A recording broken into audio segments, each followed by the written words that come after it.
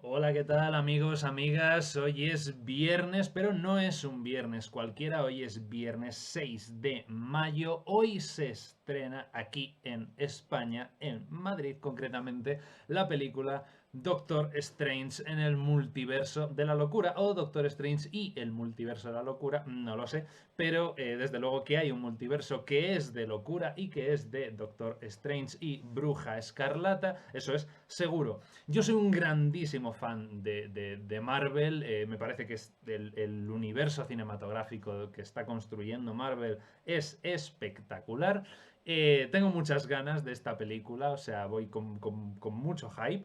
He visto críticas, en general son bastante buenas, así que decía, claro, es viernes, se estrena, voy a verla esta tarde, lógicamente, porque esta es una de esas películas que hay que ver de estreno. ¿Sabes? O sea, evitar los spoilers. Llevo una semana sin entrar en redes sociales para no comerme nada. Y entonces lo estaba pensando y digo, voy esta tarde y claro, coincide con que es viernes y tengo que sacar vídeo, ¿no? Entonces digo, ¿qué hago? Algo del multiverso, ¿no? O de la hechicería o de la magia y tal, pero digo, no, me apetece algo distinto. Y entonces se me ha ocurrido que efectivamente podemos hablar de algo así como un multiverso. En realidad no son varios universos, sino que son varios mundos. Técnicamente son varios reinos. Efectivamente, hoy quiero hablaros de esos varios reinos que conforman el samsara. El samsara, este ciclo de vida, muerte y reencarnación que existe en las tradiciones dármicas y especialmente en el budismo. Así que vamos a ver un poquito, vamos a entrar en qué es esto del samsara y cuáles son esos 6 reinos, 6 mundos, 6 universos. Así que bienvenidos a este multiverso del budismo. Vamos allá.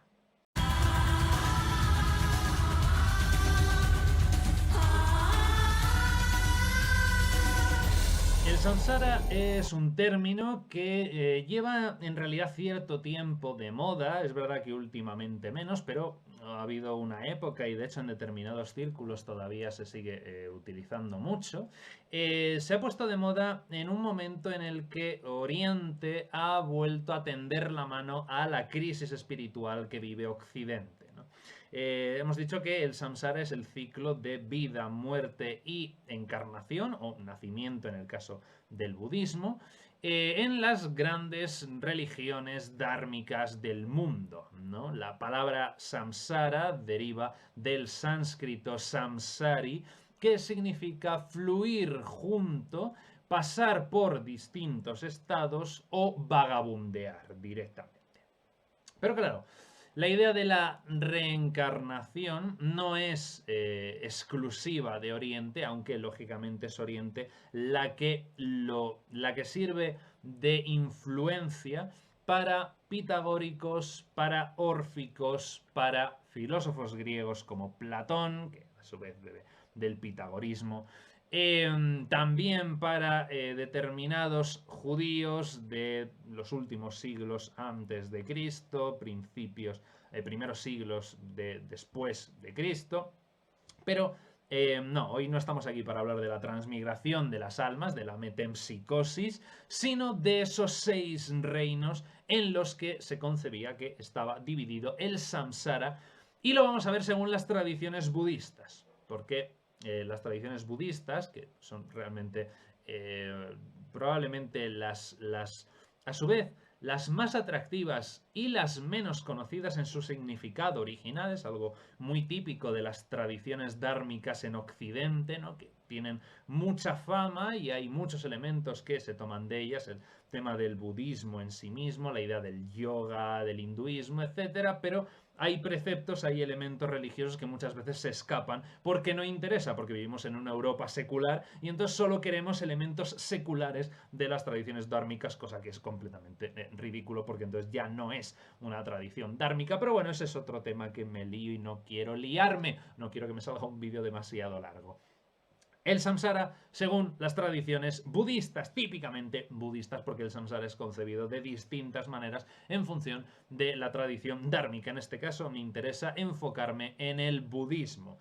Para el budismo, si no se ha alcanzado el nibbana, es decir, el nirvana, nibbana es el nombre en pali, que es la lengua que hablaba el Buda Gotama, Siddhartha Gautama, ¿no? En sánscrito es Nirvana Siddhartha Gautama, pero que es como lo conocemos más en Occidente, pero en Pali, en su lengua original, la lengua materna de Siddhartha Gautama se llamaba así y hablaba del Nibbana, ¿no? Entonces, si no se ha alcanzado el Nibbana, la criatura está condenada a nacer en uno de los 6 reinos del samsara.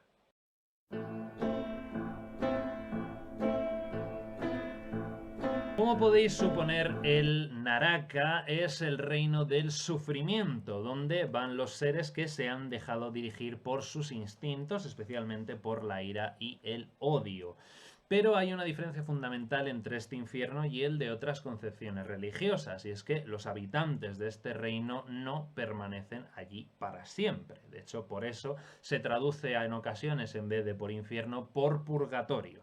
Es, como el resto de los 6 reinos, un estado temporal de existencia. Sí es cierto que esa temporalidad puede alargarse enormemente, aunque no sea eterna, puede ser muy muy larga, es el reino de mayor sufrimiento de toda la cosmología budista. Además, claro, por ese sufrimiento precisamente se considera uno de los 4 nacimientos desdichados, junto con el reino animal, el reino de los asura y el reino de los pretas, ¿no? Es verdad que según el budismo, un ser nace en el Naraka como resultado directo de su karma previo, es decir, las consecuencias de sus pensamientos, palabras y acciones, y reside en el Naraka durante un tiempo determinado hasta que su karma negativo se termine y se agote, y entonces podrá renacer en uno de los mundos superiores precisamente como resultado de un karma anterior que no había madurado todavía, ¿no? Pero desde luego la mentalidad de un ser en el Naraka corresponde a un estado de extremo terror, de desamparo y de angustia completamente, ¿no? Entonces este reino está habitado por seres agresivos que han perdido cualquier noción de por qué odian o a quién están dañando, ¿no? Se trata de un territorio de la conciencia completamente desordenado en el que los sentimientos conflictivos se dirigen tanto hacia los demás como hacia uno mismo. Entonces, ese estado produce sensaciones de ahogo, de claustrofobia, incluso de dolor autoinfligido. Entonces, es un espacio, es un lugar donde los seres no pueden pararse ni buscar sosiego. Sin ninguna duda, el Naraka está considerado el peor de los reinos, de los mundos del samsara.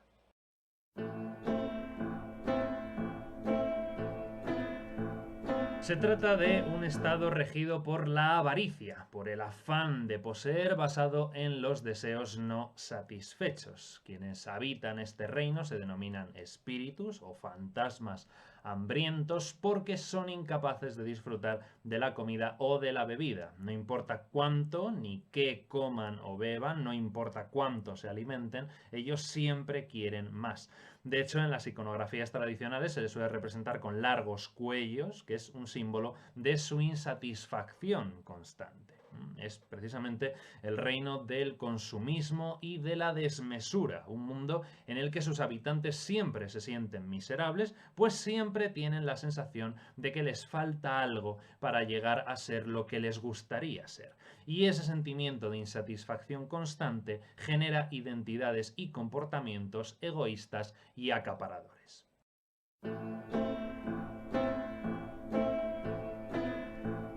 Un lugar cimentado en la estupidez y los prejuicios es el reino que habitan todas las criaturas no humanas del planeta. Por norma general, los seres humanos miran y tratan a los animales con el mismo sentimiento de superioridad que experimentan los devas hacia los asuras. La mentalidad animal es directa y sincera, pero carece de toda sutileza y por ello se considera que es poco inteligente.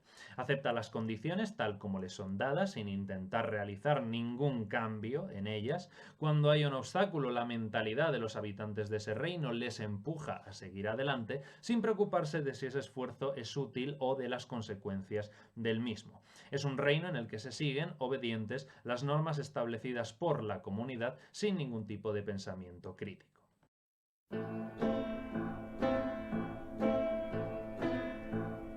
El Manushya está basado en el deseo y el apego, en la pasión y en la duda. Es el reino en el que habitamos las personas y se considera uno de los mejores, ya que ofrece numerosas posibilidades favorables para alcanzar el despertar. Es un mundo muy ocupado y también perturbado. Sus habitantes son conscientes de todos los reinos que hay por encima y por debajo de ellos y sin duda añoran los placeres del reino de los devas e incluso del de los asuras.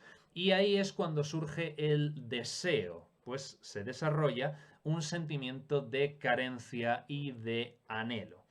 En este reino se genera además una atención parcial, ya que el individuo cree tener una personalidad propia, lo que le lleva a juzgar y a criticar a aquellas personas que son diferentes a él o a tomar a otras como modelos.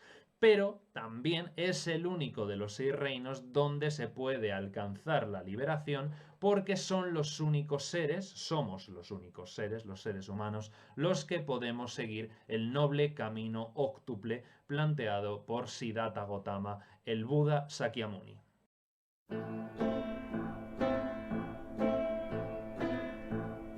Para las tradiciones del Sanatana Dharma o el budismo, los asuras son un grupo de dioses, de deidades, sedientos de poder y en constante guerra, muchas veces vinculados con los influjos demoníacos o pecaminosos. Su reino, el Asuraloka, está caracterizado por la envidia. Es un mundo guiado por los celos, por la batalla y también por la extrema racionalización del mundo.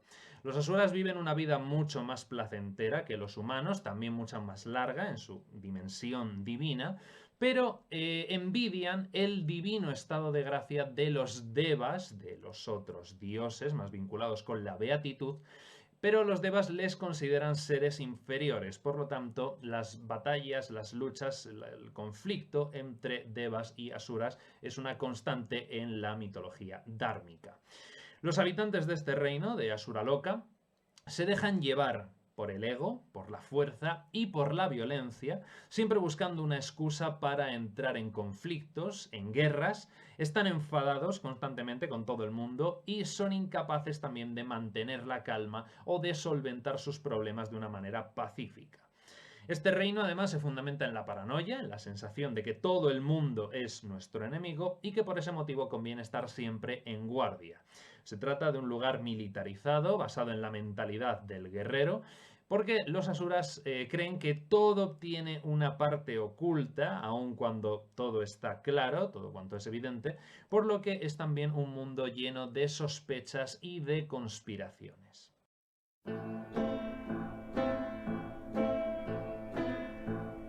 El Swarga es un lugar dotado de felicidad y orgullo y sus habitantes son tan maravillosos que recuerdan a los dioses de otras tradiciones religiosas, pero con importantes diferencias. Los habitantes del Swarga no son ni omnipotentes, ni omniscientes, ni inmortales. Habitan este reino en el que disfrutan de numerosos placeres como recompensa a sus buenas acciones de vidas anteriores, pero están tan sujetos al Dharma, al Karma y al Samsara como todos los demás seres vivientes. Este reino se fundamenta en el ego, en la noción de que hay un yo y en el condicionamiento mental generado por este pensamiento. Un mundo donde se alternan la esperanza y el miedo, donde se persigue el éxito y se huye del fracaso, y mientras haya éxito este reino será un lugar agradable en el que el placer está más que garantizado, pero la carga del posible fracaso hace que la dicha nunca sea completa. Y hasta aquí los 6 reinos del Samsara, una cosmovisión fascinante que se entiende mucho mejor vista en conjunto con el temario dedicado al más allá que impartimos en Centro Ultreya con el curso del relato mitológico de Oriente. Aprovecho aquí, os pongo la publi de tapadillo. Se dice que el propio Siddhartha Gautama, el Buda, cuando alcanzó ese despertar, la iluminación, fue plenamente consciente de sus vidas anteriores y de su paso por los 6 reinos. ¿Quién sabe? Lo que sí sabemos es que aunque hay reinos mejores para renacer que otros, en ninguno de ellos se está libre de la rueda del samsara. Y por eso, cuando Gautama estaba a punto de convertirse en Buda, incluso los mismos devas descendieron del Swarga a mirar, porque ellos también deseaban conocer el camino que les llevaría finalmente al Nirvana, a través de ese proceso al que los hindúes habían bautizado como moksha, la liberación. Hasta aquí el vídeo de hoy, amigos, amigas, muchísimas gracias por haberme acompañado una semana más y ahora la pregunta interesante que todos nos tenemos que hacer. ¿Vosotros en qué reino vivís y a qué reino creéis que estáis destinados? O a lo mejor quizá alcancéis la iluminación en esta vida. ¿Quién sabe? Dejádmelo en los comentarios lo que penséis. Un beso muy grande, un abrazo enorme y nos vemos en el próximo vídeo. Cuidaos mucho y como siempre, Ultreya.